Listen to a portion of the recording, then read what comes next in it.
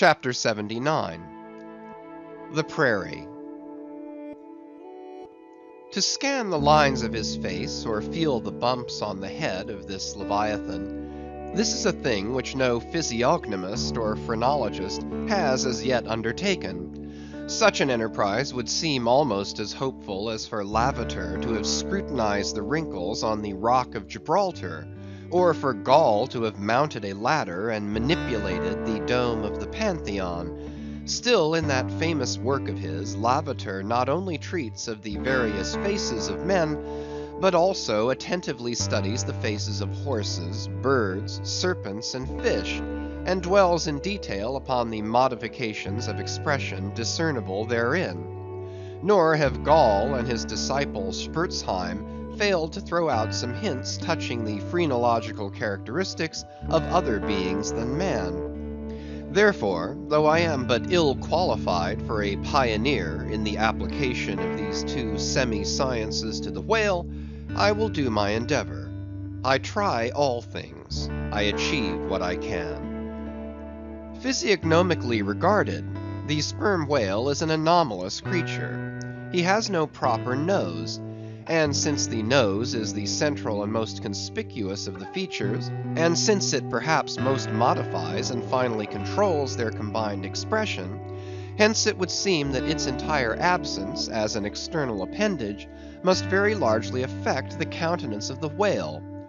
For, as in landscape gardening, a spire, cupola, monument, or tower of some sort is deemed almost indispensable to the completion of the scene, so no face can be physiognomically in keeping without the elevated open-work belfry of the nose. Dash the nose from Phidias's marble Jove, and what a sorry remainder! Nevertheless, Leviathan is of so mighty a magnitude, all his proportions are so stately, that the same deficiency which in the sculptured Jove were hideous, in him is no blemish at all. Nay, it is an added grandeur. A nose to the whale would have been impertinent. As on your physiognomical voyage you sail round his vast head in your jolly boat, your noble conceptions of him are never insulted by the reflection that he has a nose to be pulled, a pestilent conceit which so often will insist upon obtruding even when beholding the mightiest royal beetle on his throne. In some particulars, perhaps the most imposing physiognomical view to be had of the sperm whale is that of the full front of his head. This aspect is sublime. In thought, a fine human brow is like the east when troubled with the morning. In the repose of the pasture, the curled brow of the bull has a touch of the grand in it. Pushing heavy cannon up mountain defiles, the elephant's brow is majestic.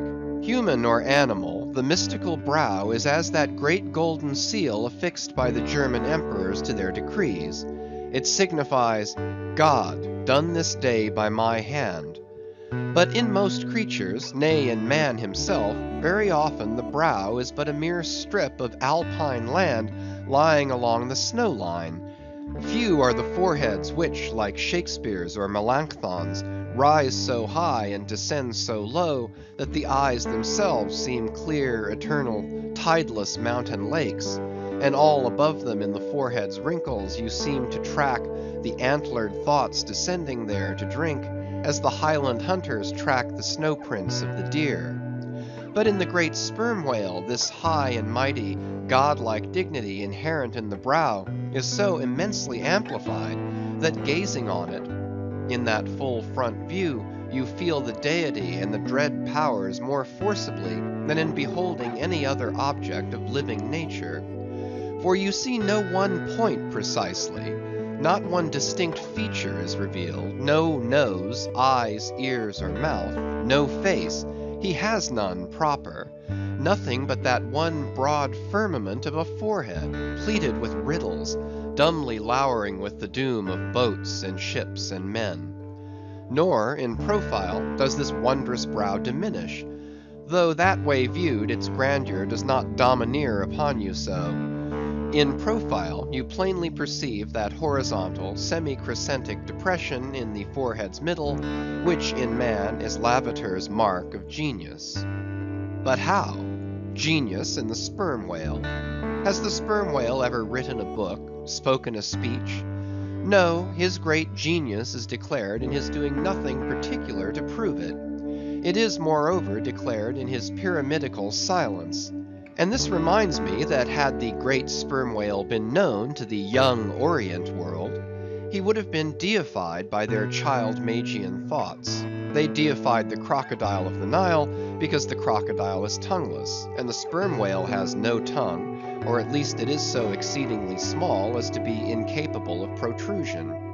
If hereafter any highly cultured, poetical nation shall lure back to their birthright the merry May-Day gods of old, and livingly enthrone them again in the now egotistical sky, in the now unhaunted hill, then be sure, exalted to Jove's high seat, the great sperm whale shall lord it.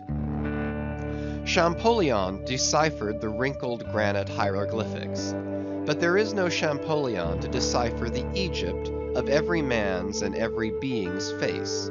Physiognomy, like every other human science, is but a passing fable. If, then, Sir William Jones, who read in 30 languages, could not read the simplest peasant's face in its profounder and more subtle meanings, how may unlettered Ishmael hope to read the awful Chaldee of the sperm whale's brow? I but put that brow before you. Read it if you can.